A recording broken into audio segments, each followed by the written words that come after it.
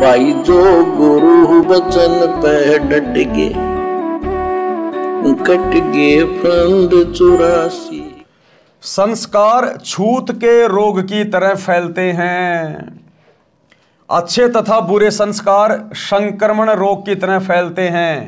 जैसे भगत के हाथ से बोए गए बीज में भी भक्ति संस्कार प्रवेश होते हैं। जो उस अन्न को खाता है उसमें भी भक्ति की प्रेरणा होती है।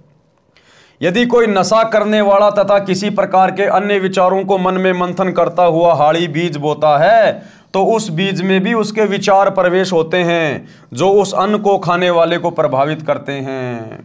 इसीलिए तो कहते हैं जैसा खाओगे अन्न वैसा होगा मन, और जैसा पियोगे पानी वैसी होगी वाणी। क्योंकि हम किस घर का अनाज खा रहे हैं, किस घर का पानी पी रहे हैं। खाना बनाते समय माता बहनों के दिमाग में क्या चल रहा है, कोई सुखी है, कोई दुखी है, कोई क्या चिंतन कर रही है, वो गुण उस खाने में प्रवेश करते हैं और खाने वाले को भी प्रभावित करते हैं। इसलिए गुरुदेव कह रहे हैं कि ये जो संस्कार होते हैं ना, ये संक्रमण की तरह फैलते हैं, संक्रमण की तरह, छूत के रोग की तरह। इसलिए हमने बहुत सोच समझकर अन्य घर में खाना खाना चाहिए, वहाँ का पानी पीना चाहिए, बहुत सोच समझकर, क्योंकि खाने पीने का हमारे विचारों पर बहुत गहरा असर पड़ता है। उदाहरण दिया गुरुदेव भगवान ने। एक बहन ने गुरुजी से दीक्षा ले रखी थी। उसके घर पर गुरुजी आए तथा साथ में एक शिष्य भी था। उस बहन की बहन भी किसी कार्यवश उसी दिन आ गई। एक बार एक गुरु था, वो अपने एक चेले के साथ में अपनी एक शिष्या के घर गया। उस दिन उसकी बहन भी घर आई हुई थी, और जो उसकी बहन जो घर आई थी वो बहुत दुखी थी, क्योंकि थोड़े दिन पहले उसकी बेटी का पति मर गया था। इस बात को लेके बड़ी चिंतित थी वो कि हे भगवान मेरी बेटी का क्या होगा, हे भगवान मेरी बेटी विधवा हो गई, अब इसका आगे क्या होगा। और वो खाना बना रही थी उन संतों के लिए, और खाना बनाते बनाते इस प्रकार के चिंतित विचार उसके दिमाग में चल रहे थे, और वो सारे विचार उस खाने में ऐड हो रहे थे। रात को उस संत के चेले को सौपन आया। एक बहन ने गुरुजी से दीक्षा ले रखी थी, उसके घर पर गुरुजी आए तथा साथ में एक शिष्य भी था। उस बहन की बहन भी किसी कार्यवश उसी दिन आ गई। उसका दामाद मृत्यु को प्राप्त हो गया था। लड़की के छोटे छोटे बच्चे थे, वो बहुत चिंतित थी। रह रहकर विचार उठ रहे थे कि बेटी का निर्वाह कैसे होगा। बेटी तो उजड़ गई, देवर जेठ किसी के नहीं होते, बच्चों को कौन पालेगा। हे भगवान ये क्या बनी, कौन से जन्म का पाप आड़े आ गया। उपदेशी बहन भोजन बनाने लगी तो उसकी बहन उसकी सहायता करने लगी। वो जिसका दामाद मर गया था वो भी खाना बनाने में सहयोग करने लगी। अधिक भोजन उस बहन ने बनाया जिसका दामाद मर गया था। संत भगत खाना खाकर सो गए। सुबह भगत ने गुरुदेव जी से कहा कि हे गुरुदेव, आज रात्रि में निंद्रा के दौरान मन बहुत दुखी रहा। जैसे मेरा दामाद मर गया, बेटी के छोटे छोटे बच्चे हैं, उनकी बेहद चिंता सताती रही। इसका क्या कारण होगा, कैसे निर्वाह होगा। गुरुजी ने अपनी शिष्या से पूछा कि बेटी आज रात्रि का भोजन किसने बनाया था। उसने उत्तर दिया कि मेरी छोटी बहन आई है, उसने बनाया था। संत ने पूछा उसको कोई कष्ट है क्या। शिष्या ने उत्तर दिया कि गुरुदेव कष्ट तो बहुत ज़्यादा है। लड़की के छोटे छोटे बच्चे हैं, दामाद की मृत्यु हो गई है, सारा दिन मेरी बहन इसी चिंता में रहती है। दिन में कई बार ये कहती रहती है कि बेटी का क्या होगा, कैसे बच्चों का पालन करेगी। गुरु जी ने शिष्य को बताया कि उस बेटी के विचार भोजन में प्रविष्ट हुए और खाने वाले को प्रभावित किया। मेरे को भी यही परेशानी सारी रात रही थी। वो गुरुजी बोला कि बेटा मेरे को भी पूरी रात सौपन में इसी प्रकार के कष्ट हो रहे थे। इसी प्रकार यदि भक्ति नाम सुमरण या आरती या संतों की वाणी का मनन करते करते भोजन बनाया जाए तो खाने वाले में वे सुसंस्कार अच्छी प्रेरणा करते हैं, भक्ति की रुचि बढ़ती है। कोई हाड़ी गाने रागनी गाता हुआ बीज बोता है या खाना बनाने वाली गाने या रागनी गाती हुई भोजन बनाती है तो उस अन्न में वे संस्कार प्रवेश हो जाते हैं। उसे खाने वाले का स्वभाव भी उसी प्रकार बकवाद करने को प्रेरित होता है, जिसका परिणाम वर्तमान 1997 के आसपास में दिखाई दे रहा है। अच्छाई में कम, बुराई अधिक संख्या में मानव लगा है। तो भाई और बहनों, इसलिए हमने बाहर का खाना, हर किसी के घर का खाना खाने से बचना चाहिए। ये आध्यात्मिक बातें हैं, आम संसारिक लोग इन बातों को नहीं समझ पाएंगे।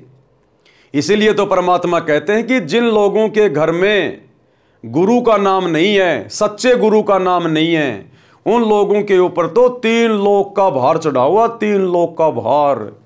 और ऐसे लोगों के घरों पर खाना खाना, चाय पीना, पानी पीना, उनके पाप कर्मों को बंटवाना है, उनके पाप कर्मों का हिस्सा अपने ऊपर लेना।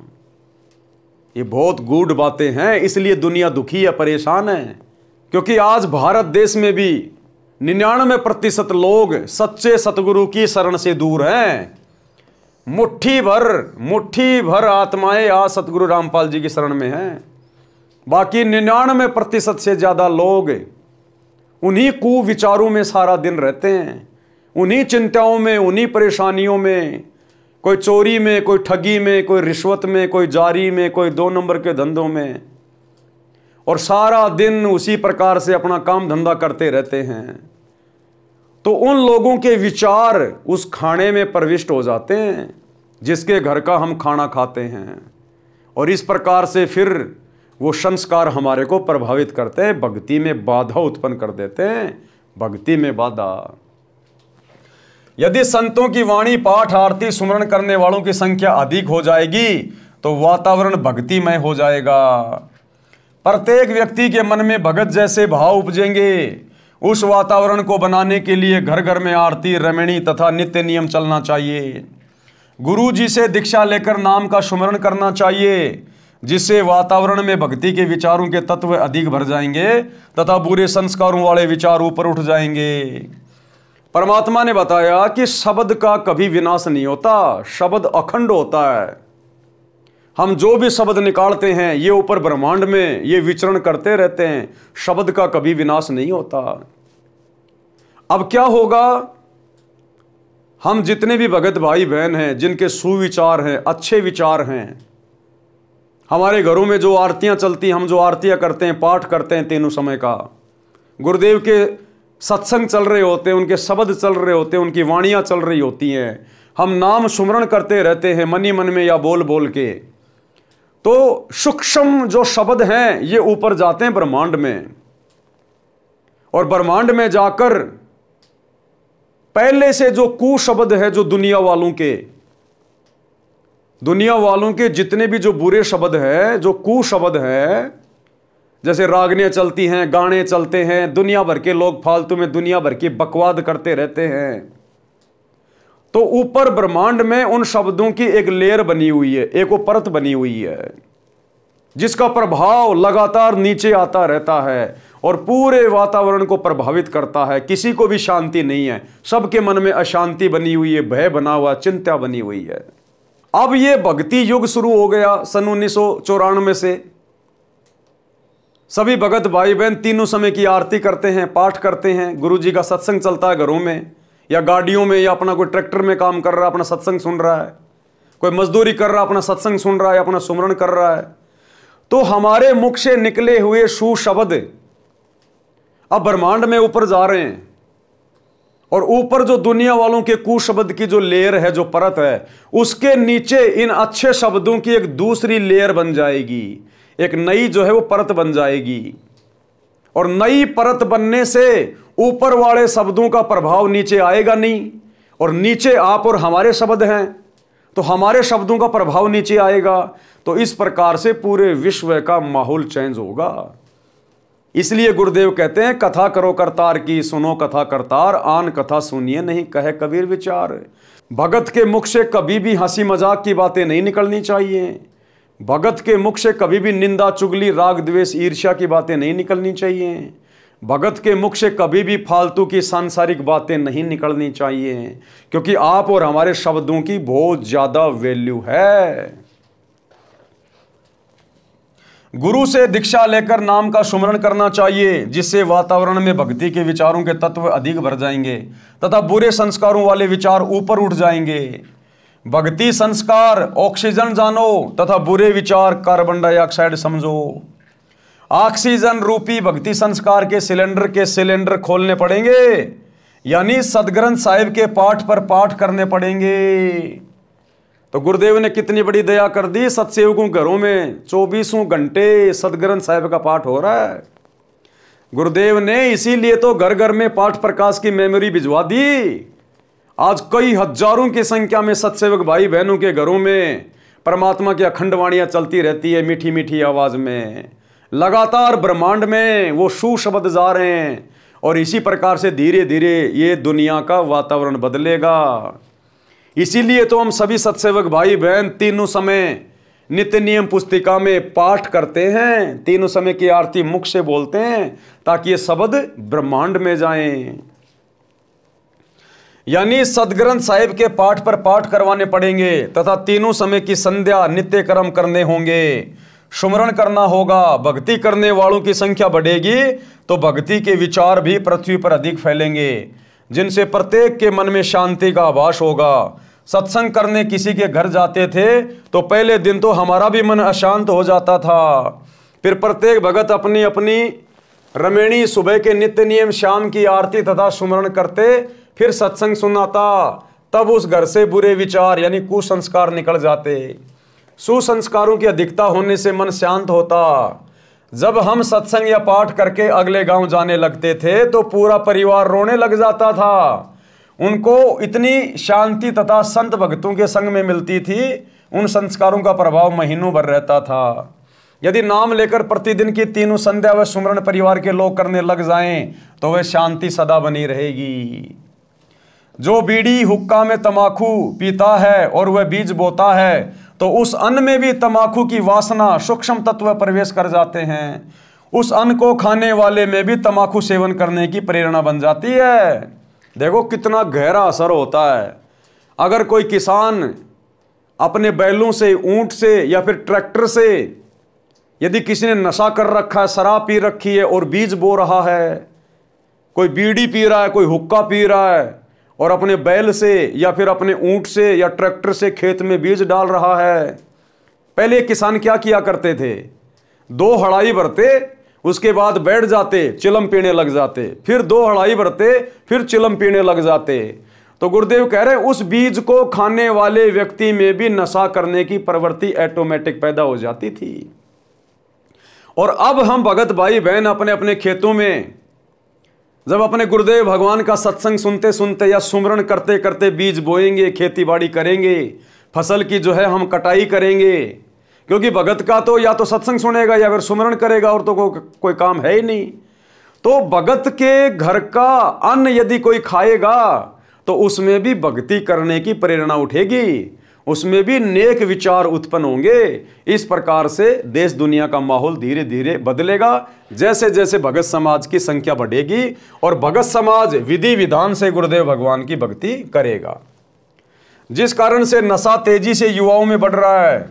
जब तक बच्चे हैं तब तक तो पिता, चाचा, ताऊ, दादाजी के डर से तंबाकू सेवन नहीं करते, परंतु युवा होते ही वे संस्कार प्रबल हो जाते हैं और नशे की आदत शीघ्र पड़ जाती है। मेरा उद्देश्य है किसका? गुरुदेव भगवान का। मेरा उद्देश्य है कि मानव समाज से नशा तथा अन्य सर्व बुराई जड़ से समाप्त करके धरती पर स्वर्ग बनाऊं। परमात्मा कबीर जी का कहा वचन साकार हुआ देखना चाहता हूं। उन्हीं की प्रेरणा व शांति से ये अनमोल कार्य सफल हो रहा है। ये दास तथा मेरे अनुयायी सच्ची नीयत से इस मिशन की सफलता के लिए प्रयत्नशील है। सफलता की पूरी आशा है। जब गुरुदेव भगवान ने कह दिया कि सफलता की पूरी आशा है तो उसे कोई मिटा नहीं सकता। साध वचन पलटे नहीं, पलट जाएं ब्रह्मांड। सांसारिक चूचू में भक्ति करनी पड़ेगी। तो भाई और बहनों, आज के वीडियो में हम केवल इतना ही लेंगे। हम धीरे धीरे इस पवित्र पुस्तक जीने की राह के ऊपर वीडियो बनाते हुए आगे बढ़ेंगे, क्योंकि हमारा मकसद केवल वीडियो बनाकर छोड़ना नहीं है। हमारा मकसद है इन कथाओं से शिक्षा लेना। सतगुरुदेव भगवान हमें क्या समझाना चाहते हैं, हमें कैसा भगत बनाना चाहते हैं। अपने मिशन को किस प्रकार से आगे बढ़ाने के लिए आप और हम सभी भगत भाई बहनों ने सेवा करते हुए मिशन में सहयोग करना है। ये पूरा विश्व अपना ही भाई बहन है, सभी इसी कबीर परमात्मा सतगुरु रामपाल जी की आत्मा है, इन्हीं के बच्चे हैं। आज हमें इस बात का पता चल गया, अन्य भगत भाई बहनों को अभी इस बात का आभास नहीं है। तो हमने अपने आचार विचार व्यवहार से, अपनी बोलचाल से, अपनी भक्ति से हमने सभी के सामने ऐसा उदाहरण पेश करना है, अपनी मर्यादाओं को ध्यान में रखकर, ताकि सभी आत्माओं की रुचि भक्ति की ओर बढ़े। और ये असर सामने वाले पे उस समय होगा जब हम खुद अपने गुरु जी के वचनों को फॉलो करेंगे और एक नेक भगत की तरह हम लोग व्यवहार करेंगे। तो भाई और बहनों, आज के वीडियो में केवल इतना ही। कल रात्रि 8 बजे सभी भगत भाई बहन फिर से लाइव जुड़िए। तब तक गुरुदेव भगवान हम सबको आज्ञा दें, इजाजत दें, सद्बुद्धि दें, आशीर्वाद दें। बंदी छोड़ सतगुरु रामपाल जी भगवान की। भाई जो गुरु बचन पे डट गे, कट गे फंद 84 के, कट गे फंद 84 के, कट गे फंद 84।